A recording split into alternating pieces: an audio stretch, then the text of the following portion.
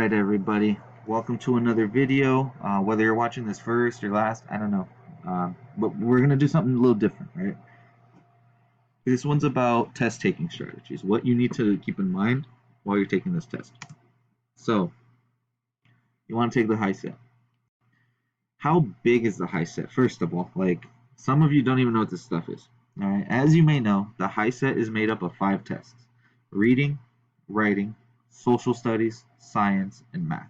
Where's the camera? 5.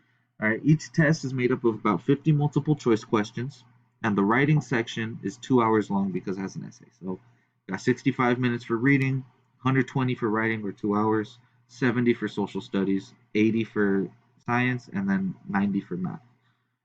This isn't it's a decent amount of time for 50 questions, but for reading, I mean, that's a lot of reading.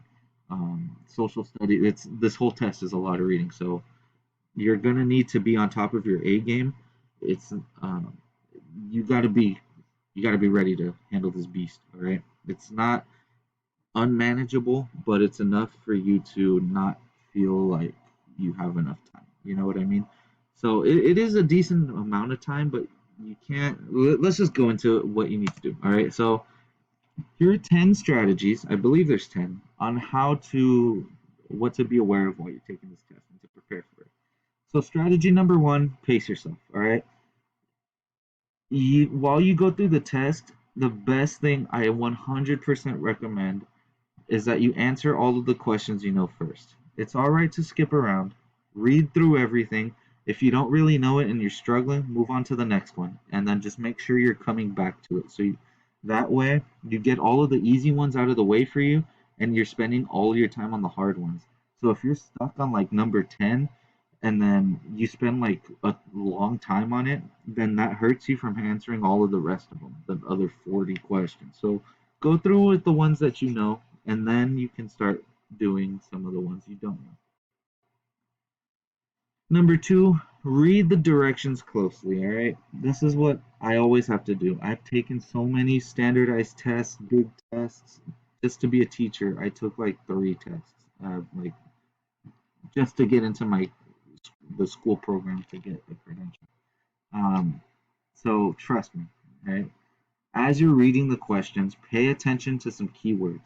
The words except, all of the following, not, none of the following, all of that stuff. You need to underline it, highlight it, score it, whatever, star it, whatever you need.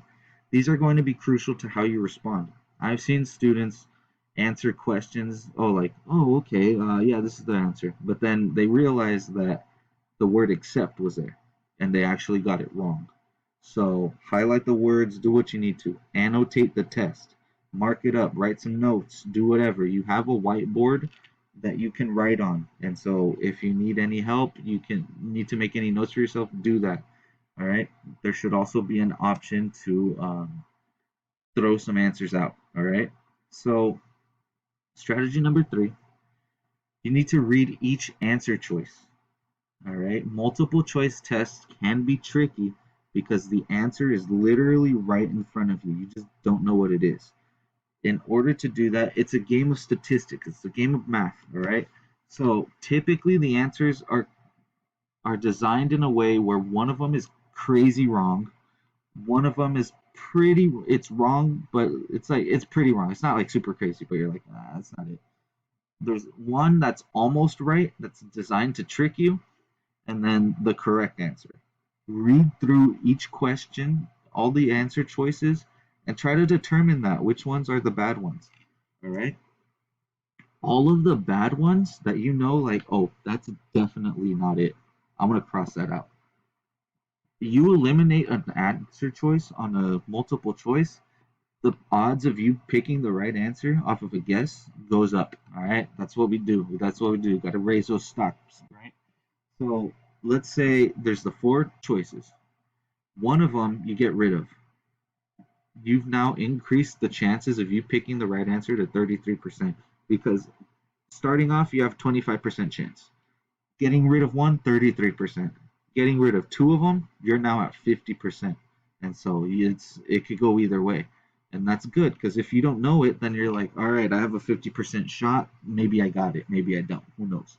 But those are good odds. They're better than having lower odds, obviously. And then if you can eliminate all three, you don't even have to know the question or the answer. You just know it off of guessing because that's the last one left. So annotate the test, eliminate wrong answers. What you don't know, you gotta analyze everything. Okay. Now, strategy number 5: do not cram before the test.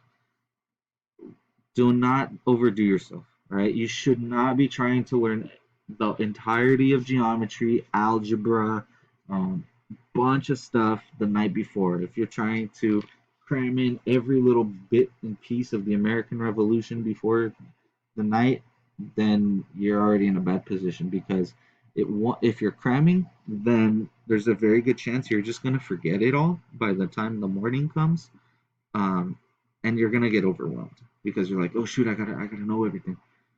The final day, you should be spending it on reviewing concepts you're familiar with to reemphasize key points. All right. The night before, you should really just focus on what you already know, kind of reemphasize everything. If there's like, you know what, I don't really actually know a lot about the American Revolution. Let me spend a little bit of time on that. Scratch the surface. Don't do huge deep dives. Just kind of touch base with the topics that you need the most help on. Strategy number 6: get plenty of rest. Night before, go to bed at a good hour. All right, so you can feel well rested during each test. These are long tests. You're staring at a screen. You're gonna need some rest. If you're sleepy, you're gonna be distracted. It's gonna throw you off your game. You're gonna be focusing on trying to stay awake and not actually getting through questions. Right? No staying up until 3 a.m. playing games, watching videos, talking to your homies, whatever. Do not do it. Just go to bed. All right. These tests are designed to take multiple days. It's a few days, but hey, you pass them all, you're done. You can stay up as late as you want once you have your diploma, whatever. But you gotta you gotta go to bed early. Next, eat something before you test. Your brain performs well when it's fed. All right, it's gonna let you focus more. So you don't have to get a full breakfast. It could just be a granola bar, some crackers, a bowl of cereal, whatever. If you want to get a little egg McMuffin, get an egg McMuffin, whatever it is, all right? But you got to eat something. Snack on something. Fruit roll up, doesn't matter. Just put something into your system. Drink some water. Get the juices flowing in your brain, all right? Because it's gonna work better um, when you're paying attention. All right. Oh, I guess that's everything. I guess we don't have 10, but um, if you guys like this, these are some things that you really do need to keep in mind when you're taking the test. All right, annotate, annotate, annotate. I can't stress that enough. Please read through the question, underline, highlight, mark up questions so you know exactly what the question is asking, and then read all the answer choices. If you can read the answer choices and think like, huh, is that correct? Oh no, it's not. You can easily throw some questions out. It happens all the time. So make sure you're doing that, all right? Um, Again, if you like this video, please let me know. There's no practice or anything. This is for you guys to prepare for this test. If you want some more strategies, please let me know. I'll try and think of some more that you can definitely use, but these are some main ones that I want you to keep in mind, all right? Thank you so much for watching. I hope you have a great rest of your day, and yeah, let me know if you need anything.